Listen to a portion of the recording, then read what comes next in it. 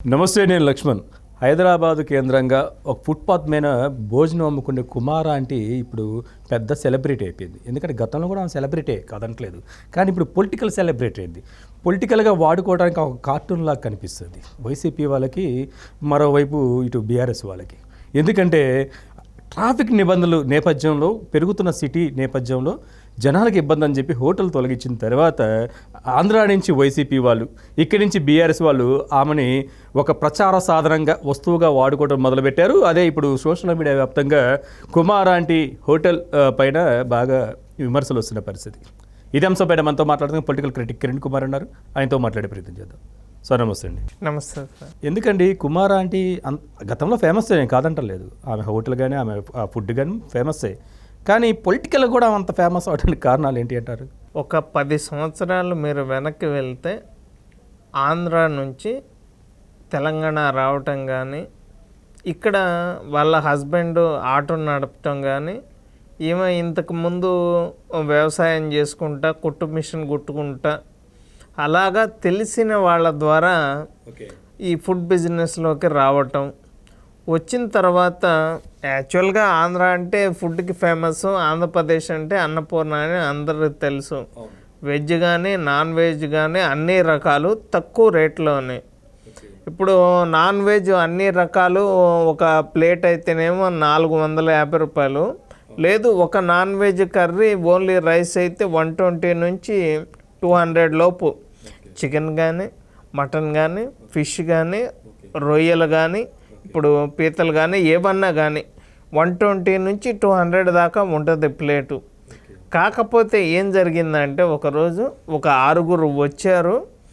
వాళ్ళు non veg అన్నీ తిన్న తర్వాత కోడిగుడ్లు కానీ లివరు 2 సార్లు వేయించుకోవటం ద్వారా, అమ్మ మీ బిల్లు 1000 అయింది, 2 లివర్స్ ఎక్స్ట్రా అనే మాట ఎంత హైలైట్ అయింది అంటే, దాదాపుగా ఎవరు ఎంత పెద్ద సెలబ్రిటీ వచ్చినా కూడా 2 గంటలు వెయిట్ చేయాలా ఆమె దగ్గర భోజనం దొరకాలి అంటే. ఒక్క రోజు క్యాష్ కౌంటర్ ఆమె చూసుకుంటే 60,000. అక్షరాల సగానికి సగం పోయినా కూడా నెలకి 30,000, రోజుకి 30,000 మిగిలినా కూడా నెలకి 9 లక్షలు అనేది కామన్. ఇలా జరిగిన తర్వాత రాజకీయ నాయకులు వాళ్ళ లబ్ధి కోసం ఏం చేశారు అంటే, ఈ జగన్మోహన్ రెడ్డి ఏం చేశాడు అంటే హైదరాబాద్లో ఉన్న 270 యూట్యూబ్ ఛానల్ మొత్తం కొనేయటం జరిగిన తర్వాత, ఒకరోజు ఒక యూట్యూబ్ ఛానల్ జగన్ గురించి మాట్లాడడం కానీ, మీకు అక్కడ ఇల్లు ఇచ్చారు అనే మాట మీరు చెప్పండి అని ఈయన చెప్పటం, ఓకే అక్కడ ఇల్లు ఇచ్చారని చెప్పటం, కేవలం అది హైలైట్ చేశారు. అది హైలైట్ అయిన తర్వాత ఏమైందంటే చుట్టుపక్కల వాళ్ళు ఏంటంటే ఎవరైనా ఒకళ్ళు ఎదుగుతున్నారు అంటే వాళ్ళ తొక్కటంలో మన ఇండియాలో ఉన్న సామాన్య మానవులు కానీ ఎవరైనా కానీ చేస్తూ ఉంటారు. ఇది జరిగిన తర్వాత ఈ విషయం రేవంత్ రెడ్డి గారి దాకా వెళ్ళటం కానీ, టీడీపీ పార్టీ వాళ్ళు రేవంత్ రెడ్డి గారికి చెప్పి తీపిచ్చారు, ఆమె కడుపు కొట్టారు అని మాట్లాడడం జరిగిన తర్వాత రేవంత్ రెడ్డి గారు డైరెక్ట్ చెప్పడం జరిగింది, దయచేసి ఆమెను మాత్రం ఏం కదిలియద్దు, ఆమె బిజినెస్ ఆమెను చేసుకొనివ్వండి అని రేవంత్ రెడ్డి గారు చెప్పటమే కాకుండా, నాకు ఎప్పుడైతే కుదిరిన తర్వాత నేను వెళ్ళి అక్కడ భోంచేస్తాను అని కూడా చెప్పిన తర్వాత ఆమె ఇంకా హైలైట్ అయింది. మీకు ఇంకో విషయం నేను చెప్పేది ఏంటంటే, అమ్మ మీరు వైఎస్ఆర్సీపీయా టీడీపీయా అని ఇంకో ఛానల్ వాళ్ళు అడిగితే, నాకు తెలిసి ఓటు వచ్చిన దగ్గర నుంచి కూడా నేను చంద్రబాబు గారికి ఓటు వేయటం అనేది ఆ మాట కూడా వచ్చింది.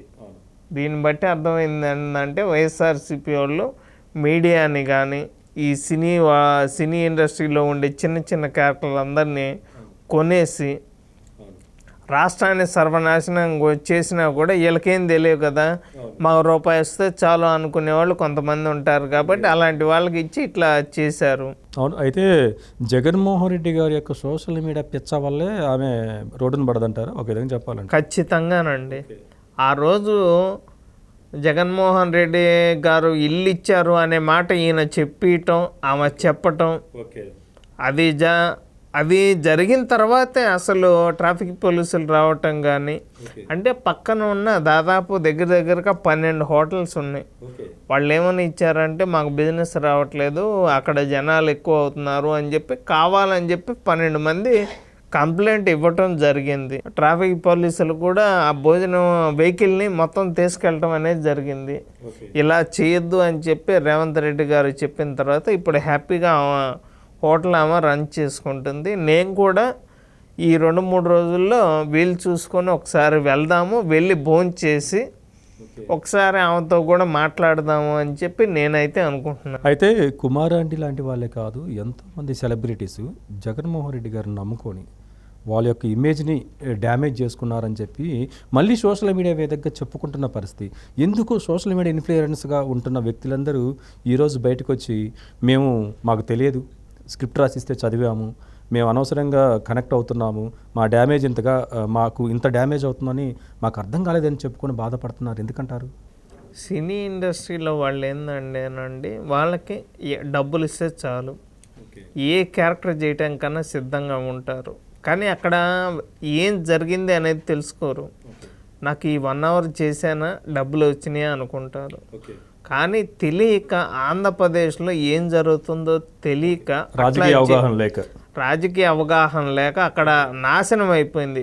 వీళ్ళేమో ఇక్కడ బిజీగా ఉంటా అక్కడ విషయాలు తెలియదు కాబట్టి అక్కడ అలాగ చేసి తర్వాత తాము చేసిన తప్పుకి తామే క్షమాపణలు చెప్పుకొని మేము ఇలా చేయటం తప్పు అని చెప్పి వాళ్ళైతే మాత్రం బాధపడ్డమాట వాస్తవమని చెప్పగలను. ఇది మొత్తానికైతే వైసీపీ సోషల్ ఇన్ఫ్లుయెన్స్ ఏ స్థాయిలో ఇబ్బంది పడుతున్నారో కుమారి ఆంటీని చూస్తే మనకు అర్థమవుతుంది. ఆమె రోడ్డును పడిన విధానం కానీ, లేకపోతే జగన్మోహన్ రెడ్డి గారి యొక్క సోషల్ మీడియా ఆమెతో ఆ విధంగా నాకు ఇల్లు ఇచ్చారని చెప్పి చెప్పించుకోవటం వల్ల ఆమె ఎంత డ్యామేజ్ అయిందో, ఆ తర్వాత ఎంత పశ్చాత్తాపడిందో తర్వాత వీడియోల ద్వారా ఆమె యొక్క మనోవేదన మనం విన్నాము.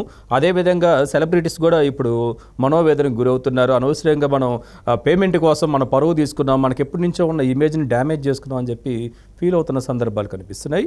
మరొక అంశంతో మళ్ళీ కలుద్దాం.